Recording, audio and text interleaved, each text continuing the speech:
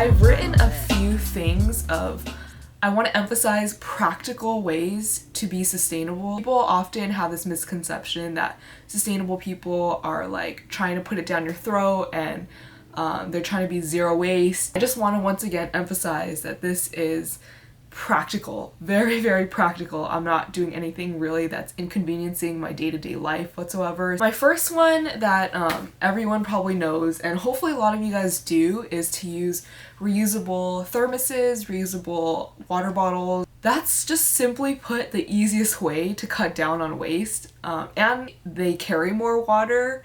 It's easier and more accessible to carry. A lot of research has found that bottled water actually has more contaminants than just your regular water from the tap, so that's something to think about. The second one kind of falls in the same line, and that's using Tupperwares. And Tupperware is not just for lunch. I used to strictly just use Tupperwares for like my main meal, and then yet I would be producing so much waste with all the snacks that I would carry. What I found that works for me is I use smaller Tupperwares, so they do like different sizes of Tupperwares, usually all in one package. So I'll pack my main lunch in a big Tupperware, and then these smaller Tupperwares, I'll pack my fruit. If that's too inconvenient for you, which I totally understand, the next tip I would give you is don't just use your plastic bags once. If possible, try using the plastic bags 2 to 3 to 4 times before you throw it away. So this next one was kind of the thing that ignited my change for this, I guess, sustainable practices journey. At my workplace back at school, I used to just use one plastic fork for that one lunch.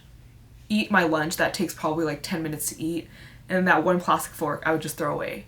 There's a lot of stores nowadays that sell like these reusable utensils, so it comes with a fork, a spoon, sometimes maybe a knife. If you're already washing your Tupperware, might as well wash your reusable utensils too. The next one is something I hope that a lot of people are already kind of transitioning into, and it's using reusable totes, bags, grocery bags. All of California has done pretty good at it because now it was like California mandated that plastic bags are not legal. Bringing your own like tote or bringing your own grocery bag, for the most part, they're more robust. I can't even explain how many times I would have a grocery bag like break on me, or my nails are sometimes sharp and then I just like cut right through it. Just in general, I always carry a tote around with me, just like a regular canvas tote. There's so many Etsy sellers that sell it for like, I'm not even joking, like $4, $3.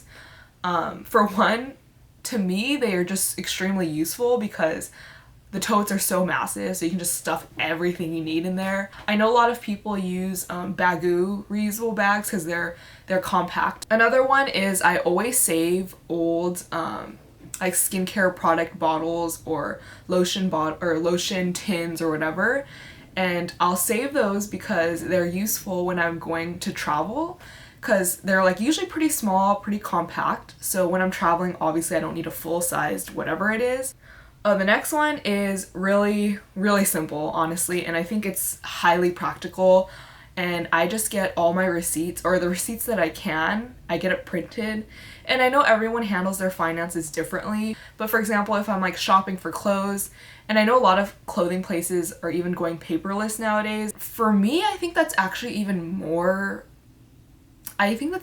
practical because emails nowadays, everyone's always on it, and there's ways in your email that you can organize your emails too so that you can put it into different folders. It's probably easier to go to your email, look up the purchase that you made, and then show the clerk your receipt from there rather than trying to like find this random scrap paper that you don't even know where you put. So coffee is probably like the #1 thing of waste production for me personally. I have grown to love just being at a coffee shop. I study at coffee shops a lot. I read at coffee shops, do just whatever I need to do.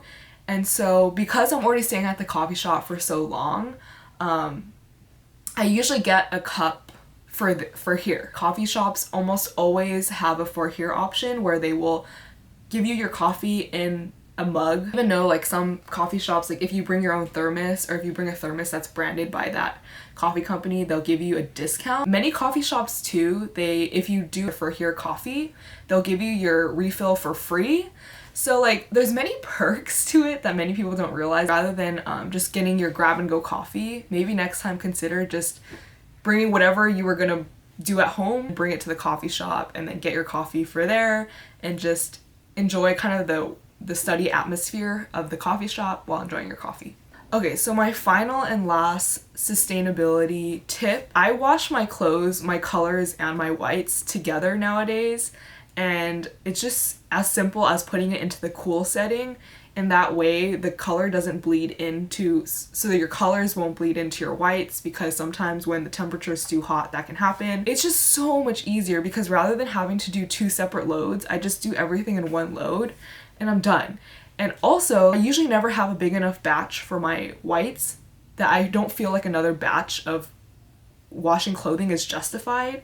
So nowadays, I just combine it and it's worked for me. And most of the time too, if you wash at a cool setting, it doesn't shrink your clothes when you dry it at a cool setting too. So that's always helpful too. So, moral of the story. I'm definitely not perfect at doing this, but I'm willing to try. And I'm willing to do the little things that it takes in order to make a big change.